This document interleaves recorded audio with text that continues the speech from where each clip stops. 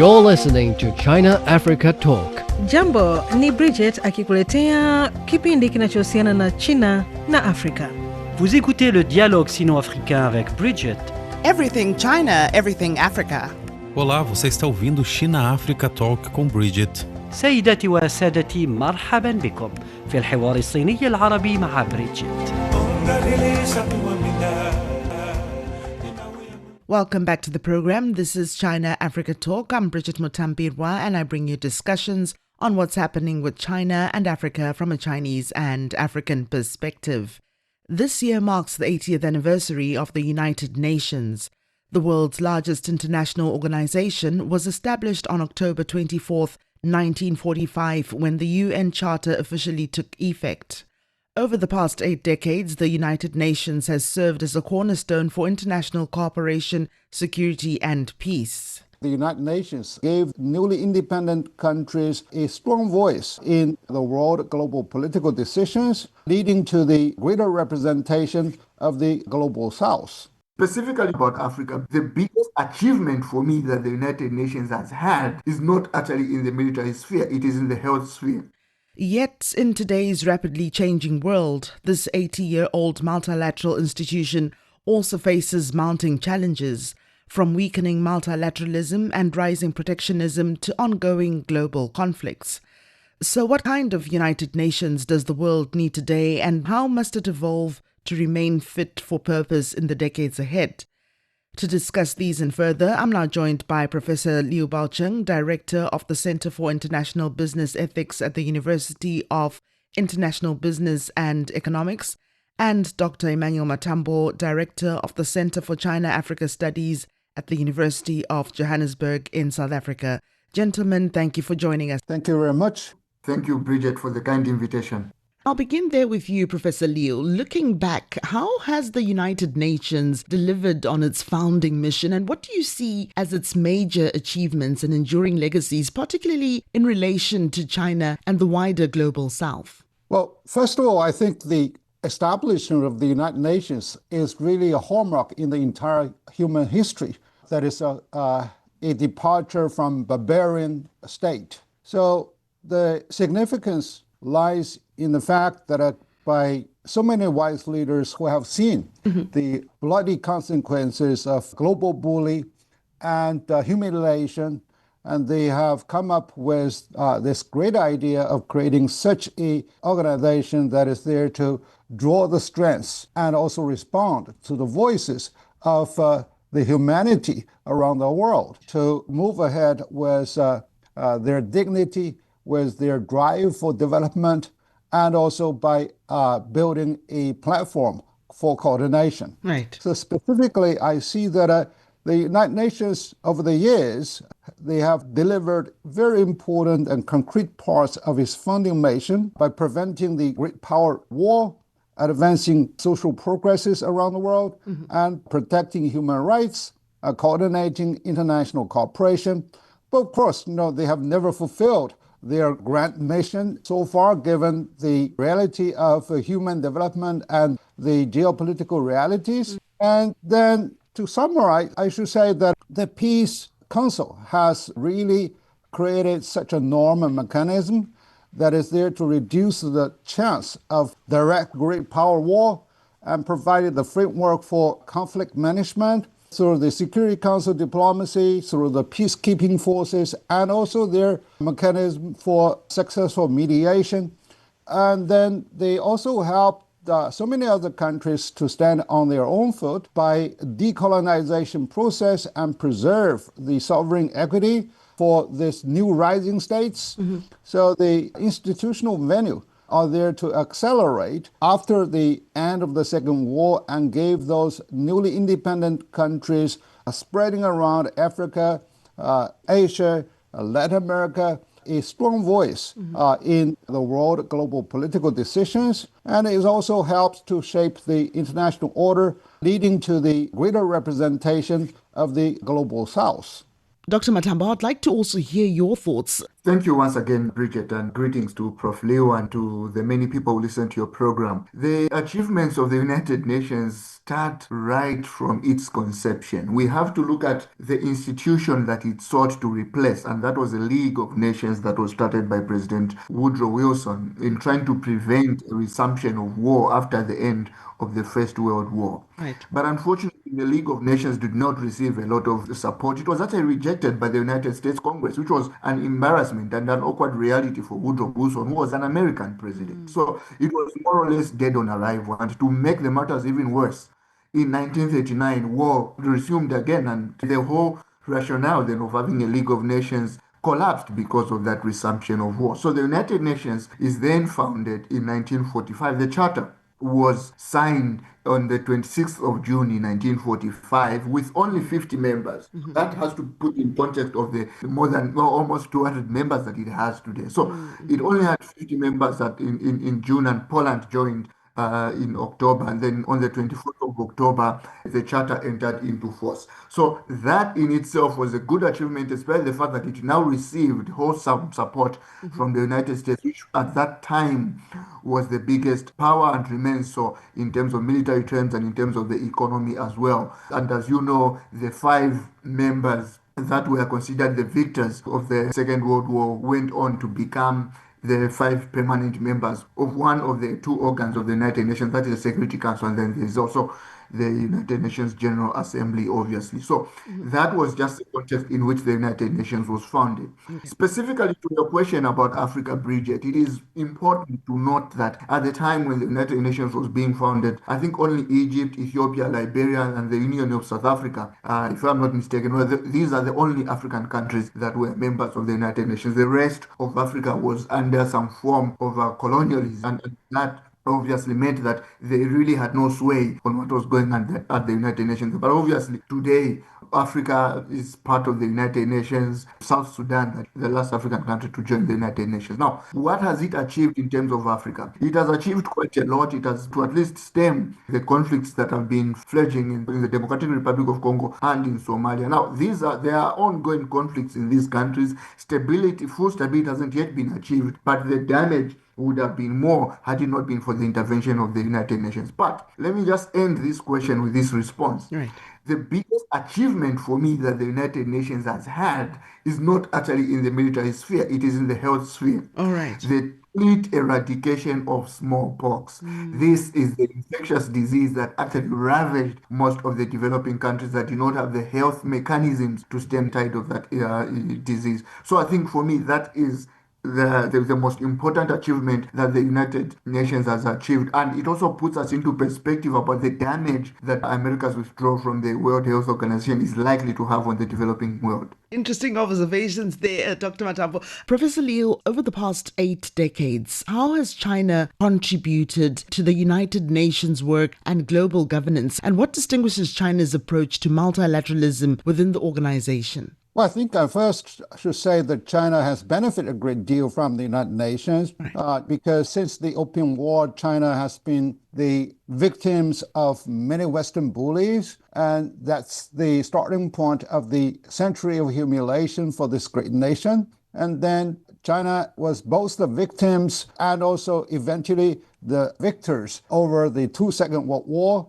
The People's Republic of China was well seated in 1971 as the important member of the United Nations. Right. So China, particularly after its open door policy during the nearly half a century, and China also benefit from the peace and development environment created by the United Nations. So given those benefits, China is there to reciprocate such a great establishment.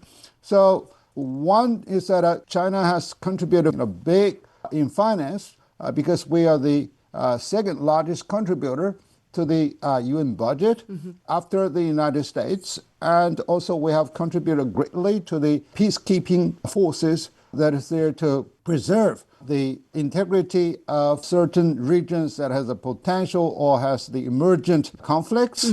China has also brought up more of the policy support for entrepreneurship and institutional cooperation. We work with United Nations on a number of great initiatives. For example, through the Belt and Road, we align with the UN Millennium Goal and then Sustainable Development Goal, and we push forward for the better representation of the Global South in its leadership posts and in the normative debates. We also have funded a number of sub-programs led by the United Nations in the poverty relief, in the technical assistance, and also in the health aid to a number of countries in the Global South. And then we also fully embrace the UN Charter by respecting the sovereignty and integrity of each of the countries on this planet, however small and large they are. They should be there to preserve their own dignity. China also adopted a very pragmatic approach, and we focus on capacity building. We provide the infrastructure support, technical assistance, and there to expand the influence together, enhance with the Global South countries on their voices and on their initiatives. Let's draw in a little bit then on Africa. Africa continues to call for greater representation and influence in global governance. Why has it remained underrepresented, and how would a permanent African seat on the United Nations Security Council reshape the global balance of power?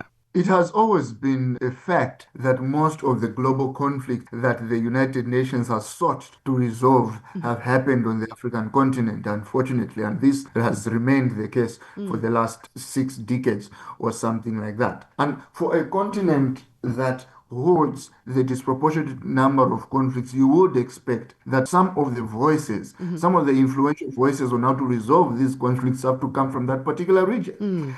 That is why the African Union crafted the Ezulwini Consensus, which was now adopted at the 3rd African Union Summit in Libya in 2005, calling for the reform of the United Nations Security Council with an inclusion of at least 2 permanent members from the African continent. Now, that would bolster Africa's say on international reforms, on international organization and peace resolution, because it will offer Africa a veto power on how the United Nations should deploy its resources in order to quell global peace. And by the way, we are not only fighting about matters of conflict and peace building. I think a lot of people usually look at the United Nations in a very anemic form, so to say, looking at it as a body that seeks to end conflict and to institute peace building. The United Nations has a lot of responsibilities. It has responsibilities on making sure that the needs of the refugees and internally displaced people are catered for. It has a need, as I said in my initial response there, about the quelling of global pandemics such as COVID, such as smallpox that I spoke about, such as malaria and HIV/AIDS. Now, these are the issues on which the United Nations should include the African voices, because to date, the African continent still remains disproportionately challenged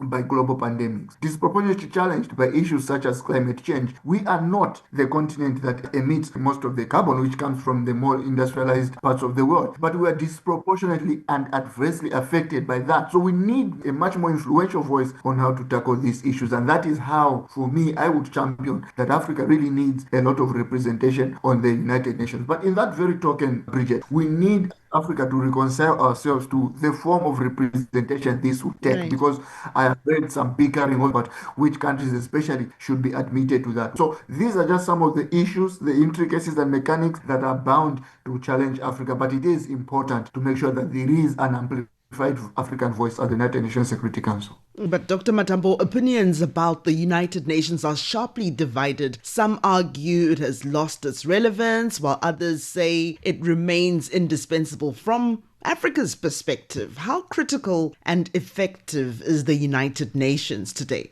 The United Nations presents a mixed bag of success and failure.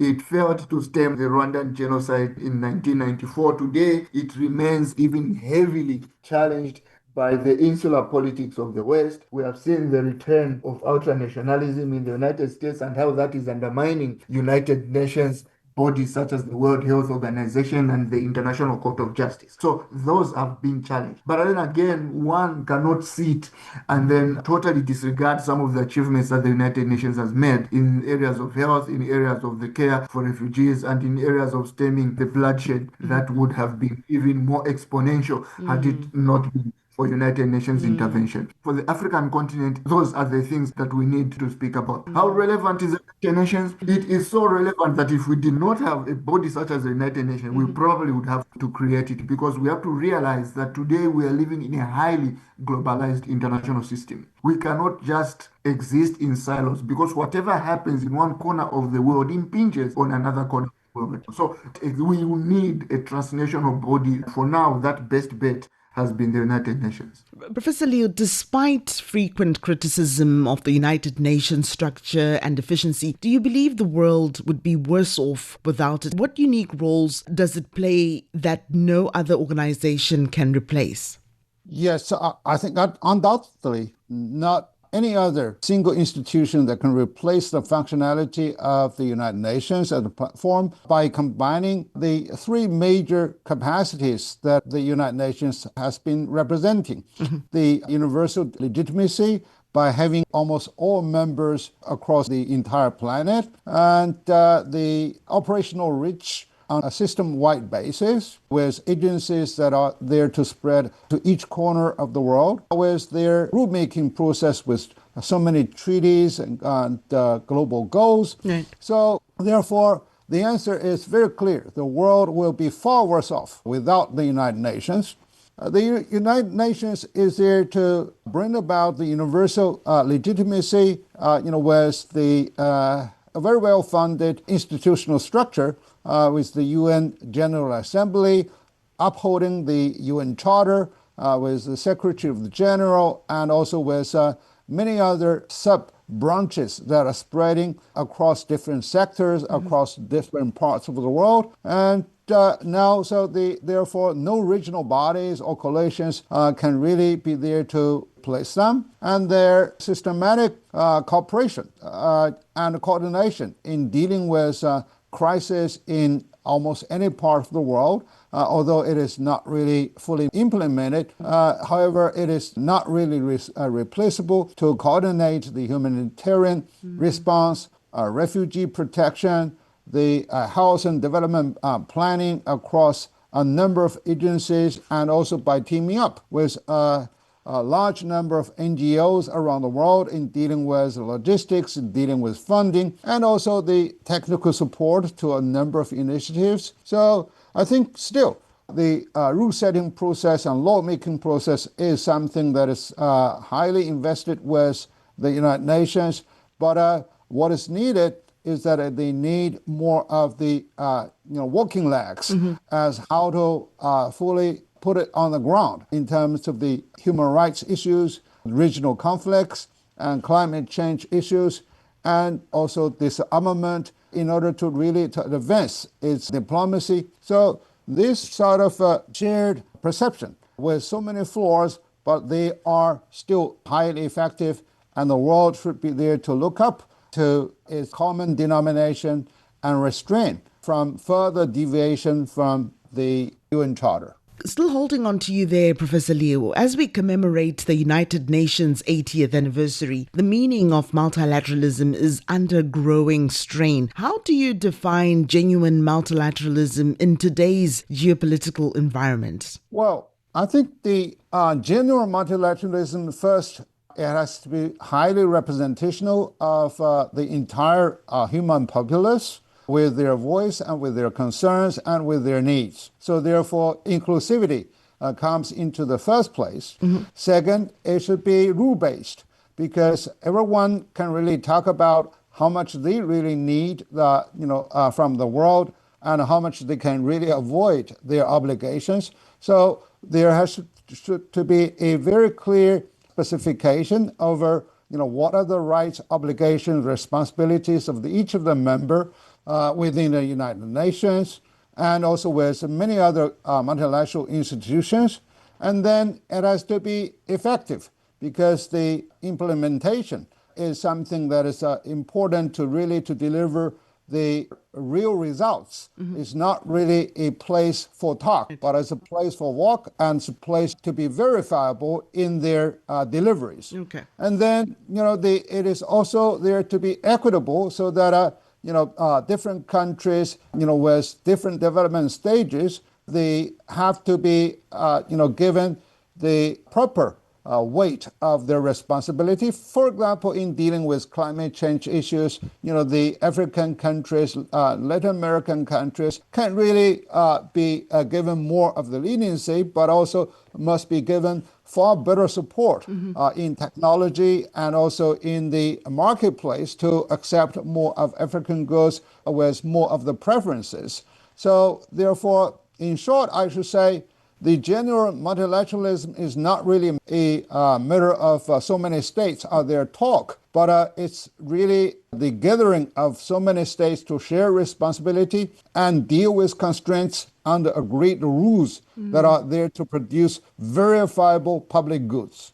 I would like to also hear your thoughts there, Dr. Matambo. When you look at Africa's immersion in the world today and in the international system in general, you would realize that in as much as we have championed multilateralism, we have not practiced that old adage, charity begins at home. Right. And that is why, in as much as other regions are integrated in Asia, in Europe, and in the Americas, intra-African trade, for example, still hovers within the regions of 15 to 17%, which is hardly enough. So an integrated international system, though, is exactly what Africa needs, but that has to be done in such a way that it also benefits the continent. What does multilateralism look like today? Right. Multilateralism today looks like initiatives that are global in nature, initiatives that are regional in nature, and initiatives that are transnational in nature, in the realization that problems of the world today are almost inevitably global in scale. When we talk about the defeat of extremist violence, for example, that is a problem that is transnational. You cannot just sit in one area and say we are not touched by what is the instability in another area. Here in Southern Africa, for example, for a long time, we had been spared the rise of extremism, but it's now on our doorstep here in Johannesburg, where I'm sitting, in Mozambique, in the Cabo Delgado province of Mozambique. There is a lot of instability at the moment with thousands and thousands of people displaced. Now, that is going to be a SADC problem. It is actually a SADC problem. Yeah. And that calls for the efforts of all SADC members. The same happens at a global scale. When we just in the last 4 years, the world was reeling from COVID-19. We saw that countries such as Canada were hoarding vaccines to the tune of 6 times than they needed at the time when Africa could not even procure intellectual property in order to manufacture those vaccines on the African continent. So multilateralism is a nemesis of such ultra-nationalism, wherein countries are economically nationalistic, countries are insular in their politics. So multilateralism masters all the global efforts in order to challenge problems that are not only national in nature, but global in scale.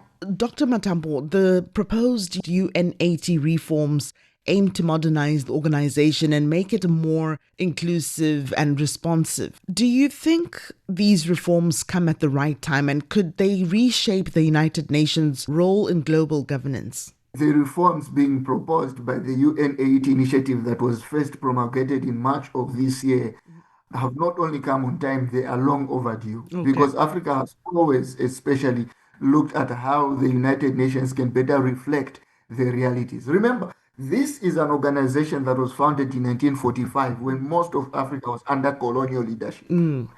At that time, with only those 50 members, it was probably easier to get more consensus, and it was probably easier as well for people for those 5 permanent members of the Security Council to be there, because obviously they wanted to punish Germany for the sins of the Hitler regime and the Nazi programs. So that was understandable at that particular time.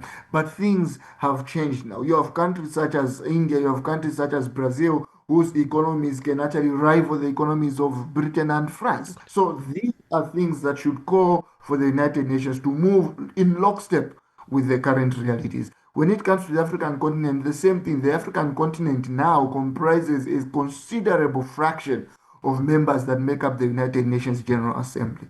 So that has to be taken into cognizance. And I'm happy that Mr. Antonio Guterres spoke about those UNAT. Although if you read the initiative itself, it seems to kick the can down the road to say maybe these are the reforms that will be taken up by the leadership that will succeed him once his term peters out. In a world facing growing crises, deepening inequalities and eroding trust in global institutions, Professor Liu, what kind of United Nations does the world need today, and what must change to ensure it remains fit for purpose in the decades ahead? Well, in a short sentence, I should say that United Nations needs to better unite. Okay. So therefore, by being able to better unite, they are able to first fully absorb the voices and concerns of so many members, but in the meanwhile, they have to boost their efficiency. There should be a sort of mechanism that is there to prevent a bad cook that can spoil the entire food. Because many of those initiatives and proposals, which are sounding really enough, but that was really disturbed by some voices that does not really stand on justice and on equity. And then they also need a better finance, simply speaking, because the UN, they need to rely on a number of resources support to be able to roll out the number of very good initiatives they have really proposed instead of to work on contingency basis. And the other is to boost their operational capacity by penetrating deep into the localities of different countries, for example, to implement the SDG or Sustainable Development Goals. So they need to really to better focus, and also by creating more of the operational platform, teaming up with those who are really able, be it companies or NGOs or the media. And then they also need to really to look at the reality and respond quickly to some of the ongoing crisis with effective measures and proposals. So they need to be able to, of course, build better representation in the positions and post-decision powers of the Global South, because after all, the Global South are no longer heavily dependent on the support, but they are the great contributors to this global justice and also equality that is there to be expected by the whole world.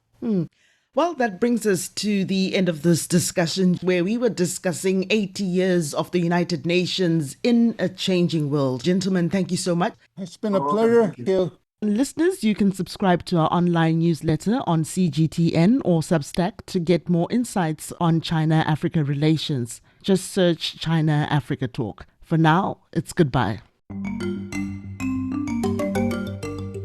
Thanks for listening. If you enjoyed this episode and you'd like to help support the podcast, please share it with others. Post it on social media or leave a rating and review. Thanks again. See you next time.